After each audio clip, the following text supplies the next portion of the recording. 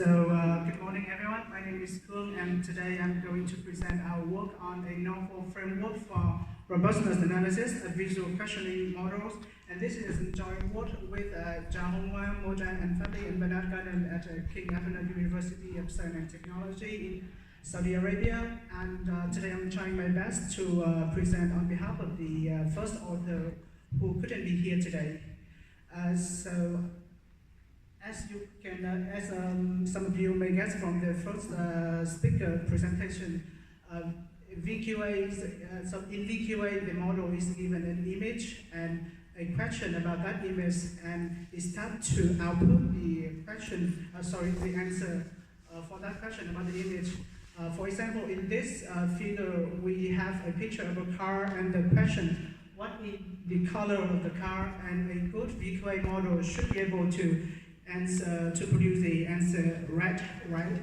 And over the past few years, there has been a tremendous progress on VQA, with most of the approaches use deep learning method and achieve state-of-the-art result. And when it comes to performance evaluation, the main metric is still the accuracy of the models.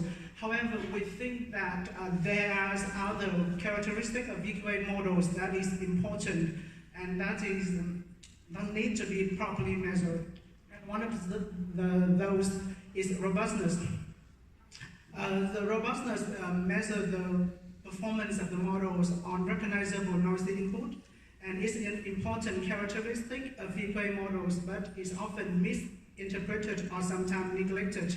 And to the best of our knowledge, there is currently no proper method for quantifying the robustness of VQA models. So in this work, we aim to establish a framework for measuring the robustness of VQA models under the presence of small controllable noises or perturbation to the input questions. Our approach is inspired by a theory or a study in psychology, which is deductive reasoning in human thinking by Lance Reeves. This can be explained with a simple example like this. Suppose that we are given with a picture of a car, another car like this, and we ask the question, what's in the front of this car? So we as humans can easily answer that it's a Mercedes, right? But now let's ask another slightly different questions. What is the brand of this SUV? So you may get a little bit confused because actually it's not an SUV in this car, but it's a sedan. However, given that you need to answer this question, you could still say that, okay, the brand of this car is Mercedes. So it's like, even though you notice the discrepancies between the question being asked and the nature of the image, but you can still provide the correct answer. So we argue that a robust VQA model should also be able to behave like this. So in this, robustness to some noises, such as blur in images, are more important than other type of noise, such as like salt and pepper in images, because they are more common. In this work, we focus only on adding small noises to the main question of VQA model, and we generated the noise by concatenating semantically similar basic question to the main question of the VQA model. And so to evaluate the robustness of VQA model, we propose a framework which consists of three components. The first one is a basic question dataset acting as a noisy dataset. The second one is a similarity ranking method to compute the similarity between two questions. And the third one is a robustness score to quantify the robustness of the VQA model. And basically, the problem of generating noises for a given question can be boiled down into measure the similarity ranking between two questions. So for that, we use two approaches in our work. The first one is direct similarity. That is a text-based method, and is computed by using popular metrics. in NLP and machine translation communities such as like Blur, Cider, Meteor, or Roach. And the second one is our proposed method. We call it spare combination. The problem is, given a main question, we want to find a spare combination of basic questions to represent such questions, and we formulate these problems using the following equation. It's like mean over x of the distance of ax b plus lambda norm 1 of x. Here b is the feature vector of main question, a is the matrix of feature vector of all basic questions in the data set. Each feature vector is a column of A, and lambda is a set of parameters. And this equation can also be casted at a LASSO optimization with this equation, like distance of Q and B is a half of the square root, the square of the non-two between the difference between Q and B. And so by solving the x for this equation, we got that the ith element of the solution of solution x is the similarity score of the basic question encoded in the ith column of matrix A. And after, with that similarity ranking method in our hand, we started to build the basic question data set. We took the popular VQA data sets and then applied the similarity ranking method using LASSO in the previous equation. So we compute the similarity score between all of the main question, in the training and validation set of the VQA to all of the questions in the testing set of the VQA. And after that, we got our BQ basic question data set, which contained around 224,000 instances of this format. Each image set one main question and 21 basic questions with and sorted by their similarity scores. And all of the questions are encoded using skip thought vector. After that, the robustness of VQA model can be evaluated using our proposed robustness score with this equation. So in this equation, the ACC VQA is the accuracy of the model on the original testing set of the VQA data set. The ACC BQD is the accuracy of the models evaluated on our noisy basic question data sets. T is the torrent parameter, and M is the maximum robustness limit. And the clamp function here is just like a min-max clipping function. And when we here I show a graph of this score function. So you can see that like our Rscore decreased smoothly from 1 to 0 as the difference between the accuracies moving from T to M, and it remains as a constant in other regions. And the Rscore is still paralyzed even if like the ACC VQA is smaller than the ACC BQD. That means we actually got accuracy improved by adding noises. After having those three components of our framework, we conducted several experiments to evaluate the 6 contemporary VQA models on the open-ended test. And those models can be divided into 2 groups, the attention-based and non-attention-based. And we use 2 basic question data sets, the general basic question data set and the yes-no basic question data set. For the yes-no, the answer to the question is just a yes or no. For the general, the answer could be a word or a phrase. And for each main question in the data set, there are 21 basic questions, and they are partitioned into 7 partitions with like the higher partition, like partition 7, 8, 9, 10 would be like the one with heavier noise level.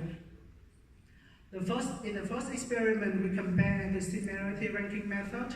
As you can see on the graphs here in the left, there is a monotonous decreasing trend of the accuracy of all the VQA models as we're adding more noises to our testing questions.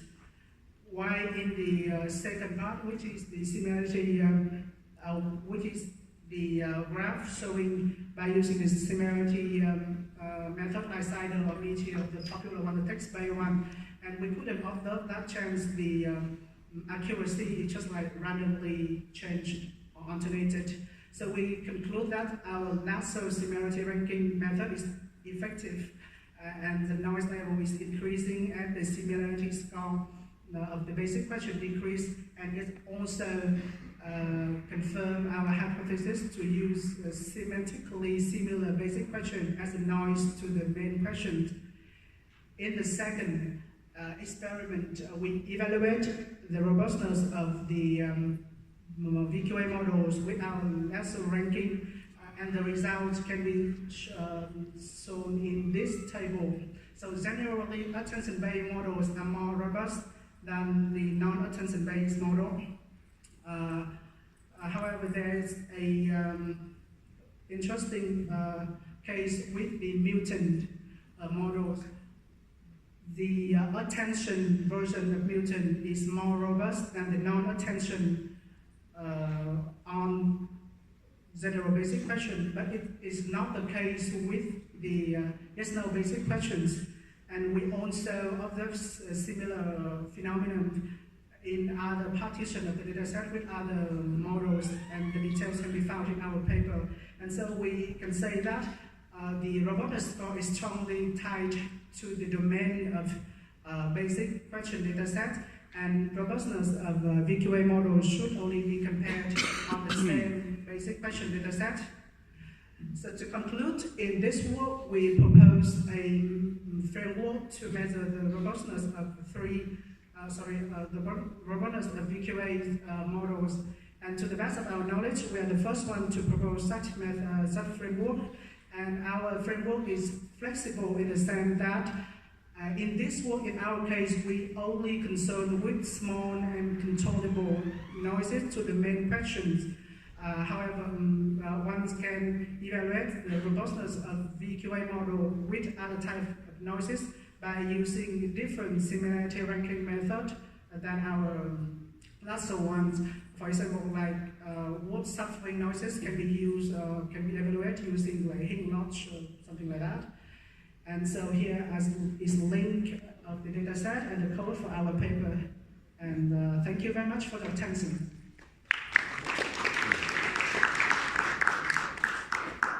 We have plenty of time for questions, maybe 3 minutes.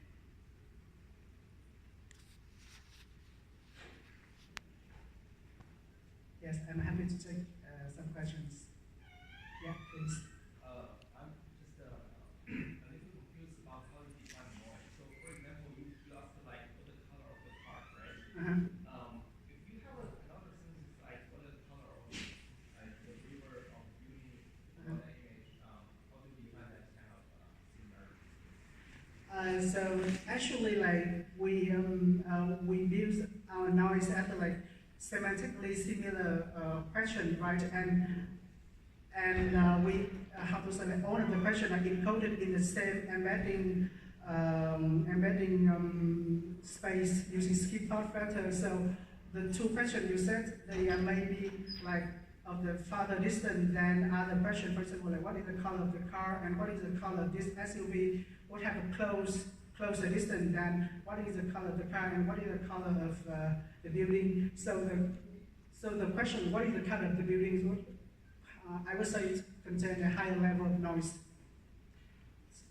Did that answer the question?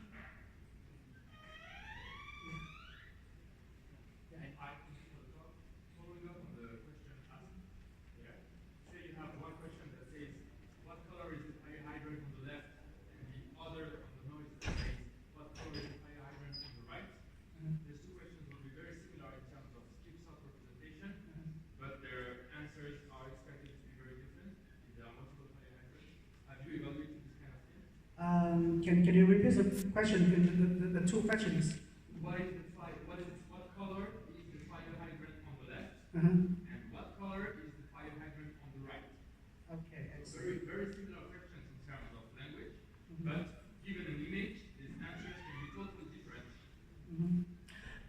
Well, in our work, we didn't evaluate the performance of the model on such type of questions, but we, how to say, like, we hypothesize that, like, given the context and the proper, embedding method, those questions, I would say, that would not be close together in the embedding space.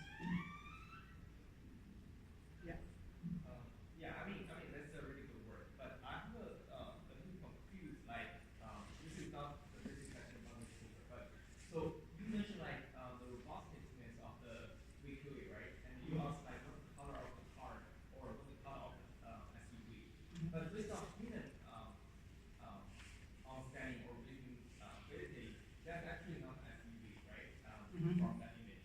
So do you think you want the model actually ignore that details of the stuff, and you mentioned like this is going to be the robustness of the Yeah, that is a really great question.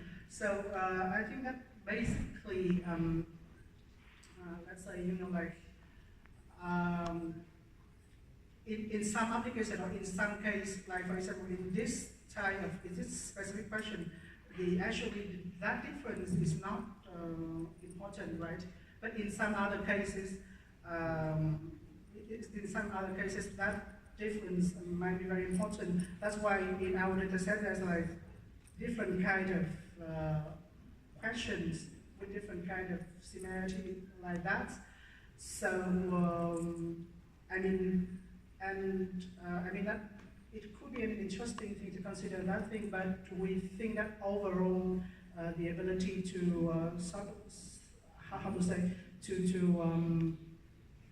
to be agnostic about some very specific details would be a good one for a BQA model. Thanks so much, and we'll change over. Thanks.